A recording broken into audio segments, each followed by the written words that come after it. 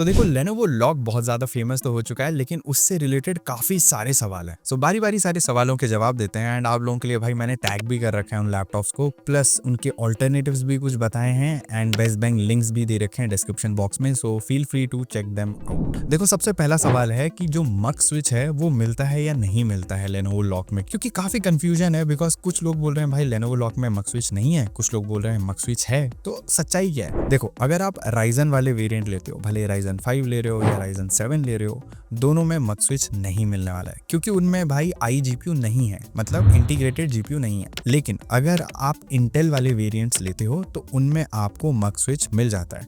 अब जिन लोगों को नहीं मालूम है मक स्विच क्या है, तो बेसिकली ये एक स्विच होता है जिसकी हेल्प के थ्रू आप सिलेक्ट कर सकते हो आपको कौन से जीपीयू से आउटपुट चाहिए, मतलब इंटीग्रेटेड ग्राफिक कार्ड से या डेडिकेटेड ग्राफिक कार्ड से। सो इसका फायदा ये होता है, मान लो आप कुछ लेस ग्राफिक इंटेंसिव टास्क कर रहे हो, ठीक है, मतलब बेसिक कोडिंग कर रहे हो, कुछ वीडियो देख रहे हो, इसमें डेडिकेटेड जीपीयू नहीं चाहिए होता है, तो आप मक स्विच के हेल्प के थ्रू इंटीग्रेटेड जीपीयू में स्विच कर सकते हो, जिससे बैटरी बैकअप डेफिनेटली ज़्यादा मिल जाती है। दूसरा सवाल ये आता है कि राइजन वाले लॉक बेटर हैं या इंटेल वाला लॉक बेटर है। देखो राइजन में अगर आप राइजन 5 ले रहे हो, ये सबसे नीचे आता है टू बी ऑनेस्ट, मतलब जो राइजन 5 का 7235HS वाला वेरिएंट है, अगर ये 55,000 से ऊपर में मिल रहा है, मैं बोलूँगा मत खरीदो। लेकिन अगर आप राइजन 7 और इंटेल वाले में कंफ्यूज्ड हो और आपको मेनली गेमिंग करनी है लैपटॉप में, देन भाई इंटेल वाला वेरिएंट बेटर है, क्योंकि सिंगल कोर परफॉर्मेंस बेटर है उसमें and hence it will help you better while you are gaming. लेकिन अगर आपको ग्राफिक डिजाइनिंग करनी है या फिर आपको एडिटिंग करनी है, भले आप म्यूजिक एडिट कर रहे हो, वीडियोज एडिट कर रहे हो, फोटोज एडिट कर रहे हो, इन सारी चीज़ों के लिए राइजन 7 वाला सीपीयू बेटर रहेगा, क्योंकि इसमें मल्टी कोर परफॉर्मेंस बेटर मिलती है। सो मैंने बता दिया किस काम के लिए कौन सा वाला बेटर है। एंड राइजन 5 उसमें भाई थोड़ा बॉटलनेक का इशू है फॉर श्योर, क्योंकि सिर्फ 4 कोर का ही सीपीयू है वो, तो इसलिए 55,000 से ऊपर अगर उसकी प्राइस जा रही है मत लो, वर्थ इट बिल्कुल भी नहीं है। अगला सवाल है लेनोवो एलओक्यू में एंड टफ गेमिंग में कौन सा वाला चूज किया जाए। देखो कंसिडरिंग एवरीथिंग, मतलब performance, build quality, after sale service, thermals, battery backup, मैं बोलूँगा भाई यहाँ पे एलओक्यू बेटर है। जो टफ A15 आता है उसमें भाई आपको एक तो आई जीपीयू नहीं मिलता है, तो बैटरी बैकअप आपको कम मिलने वाली है। दूसरी चीज़ 4GB वाला ग्राफिक कार्ड मिलता है 75 वॉट TGP के साथ। एलओक्यू में 6GB का ग्राफिक कार्ड मिल रहा है 95 वॉट TGP के साथ, प्लस HX सीरीज का प्रोसेसर भी है। लेकिन सीपीयू जो मिलता है हमको A15 में वो काफ़ी बढ़िया है, राइजन 7 का 7435HS मिल जाता है, which is quite a good CPU to be honest. But still overall अगर मैं कंसिडर करूँ डिस्प्ले भी, battery backup, build quality, after sale service, performance and everything in between, LOQ definitely better है। फिर भाई बहुत ही इंपॉर्टेंट सवाल आता है, I mean the elephant in the room, that is motherboard issues का क्या। देखो मदरबोर्ड इश्यूज डेफिनेटली आ रहे थे, लेकिन 2024 के बाद से ये इश्यूज काफ़ी कम हो चुके हैं, अभी ना के बराबर हैं, क्योंकि जो बायोस का अपडेट मिला है, अपग्रेड मिला है, उसके बाद से काफ़ी हद तक ये प्रॉब्लम्स खत्म हो चुकी हैं। एंड अभी अगर प्रॉब्लम आती भी है तो लेनोवो उसको फ्री में फिक्स कर रहा है, ठीक है, पहले भी कर रहा था, अभी भी कर रहा है। मैंने अभी तक 2 से 3 लेनोवो लॉक टेस्ट किए, किसी में अभी तक मदरबोर्ड इशू नहीं आया एंड सभी को मैंने एकदम इंटेंसिवली टेस्ट किया है भाई, मतलब गेमिंग की, एडिटिंग की, स्ट्रेस टेस्ट के थ्रू उनको टेस्ट किया एंड भाई किसी में कोई मदरबोर्ड डेड इशू नहीं था। तो भाई आप आराम से अभी चिल मार के खरीद सकते हो लेनोवो एलओक्यू। अगला सवाल ये भी आ रहा है कि भाई बैटरी ड्रेन इशू का क्या। मैं ऑनेस्टली बता रहा हूँ, अगर आप गेमिंग करने वाले हो ना और विदाउट प्लग्ड इन गेमिंग कर रहे हो, मतलब आपने सॉकेट में प्लग नहीं डाल रखा है, तो भाई आपको बैटरी बैकअप मान के चलो 1 से 1.5 घंटे की मिलेगी गेमिंग करते हुए, उससे ज़्यादा नहीं। बट अगर आप नॉर्मल टास्क वगैरह कर रहे हो एंड आपने बैकलिट कीबोर्ड बंद कर रखा है, रिफ्रेश रेट आप 60 पे यूज़ कर रहे हो, प्लस उसी के साथ ही में आपने आई जीपीयू को सिलेक्ट कर रखा है मक स्विच ऑन करके, और डिस्प्ले की ब्राइटनेस 50 to 60% के बीच में, तो मैं बोलूँगा भाई आराम से 3 से 4 घंटे की बैटरी बैकअप दे देगा। मतलब also depends on what kind of work you are doing, but आप मान के चलो 2.5 से 4 घंटे के बीच में आपको कहीं पे भी बैटरी बैकअप मिल जाएगी इस लैपटॉप में। मेरे को ऑलमोस्ट 3 घंटे 50 मिनट की बैटरी बैकअप मिल गई थी। सो मैं बोलूँगा डिसेंट है बैटरी बैकअप, क्योंकि भाई गेमिंग लैपटॉप है, सीपीयू HX सीरीज़ का मिल रहा है, 95 वॉट का TGP वाला जीपीयू मिल रहा है, तो पावर हंग्री तो है ही।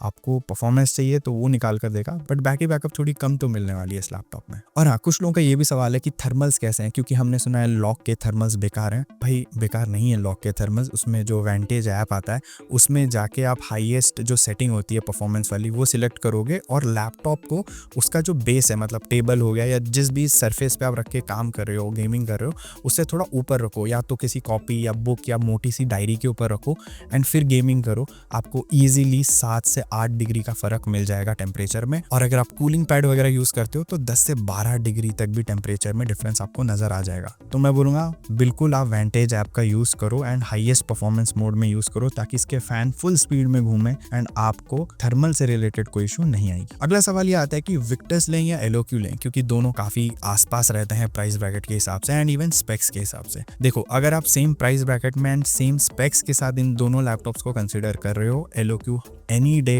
Is better than Victus. Build quality, performance, display, battery backup, हर मामले में भाई एलोक्यू बेटर है। बिल्ड क्वालिटी तो बहुत ही ज़्यादा इंपॉर्टेंट फैक्टर है लैपटॉप्स में एंड एलोक्यू बहुत बेटर है भाई विक्टर्स से। लेकिन एट द सेम टाइम अगर आपको सेम प्राइस में विक्टर्स 4050 वाला जीपीयू दे रहा है तो आपको डेफिनेटली गेमिंग में एंड जीपीयू रिलेटेड टास्क में विक्टर्स बेटर परफॉर्मेंस निकाल कर देगा, भले ही गेमिंग हो, एडिटिंग हो, वीएफएक्स हो या AI/ML के टास्क क्यों ना हो, क्योंकि 4050 डेफिनेटली 3050 से काफ़ी बेटर परफॉर्म करता है। और एक सवाल जो अक्सर पूछ रहे हैं लोग, दैट इज 2026 में क्या हमको i5 का 12 जेन लेना चाहिए जो हमें एलोक्यू में मिल रहा है? देखो, क्योंकि वो HX सीरीज का है, मैं बोलूँगा 2026 में भी कंसिडर कर सकते हो, क्योंकि भाई सीपीयू पावरफुल तो है एंड इस बजट में मैं बोलूँगा जो डिस्प्ले दे रहा है, जो बिल्ड क्वालिटी दे रहा है, प्लस जो जीपीयू दे रहा है इस सीपीयू के साथ, आपका काम ऑलमोस्ट सारा ये हैंडल कर लेगा। तो हमारे एफएक्यू का आखिरी सवाल ये है कि मान लो हमको लेनोवो एलोक्यू नहीं खरीदना है, तो इसके ऑल्टरनेटिव्स क्या है? एक तो है एसूस का टफ गेमिंग A15, क्योंकि भाई परफॉर्मेंस तो अच्छी है, मतलब डेफिनेटली लॉग जितनी तगड़ी नहीं है बट ओवरऑल परफॉर्मेंस तगड़ी है।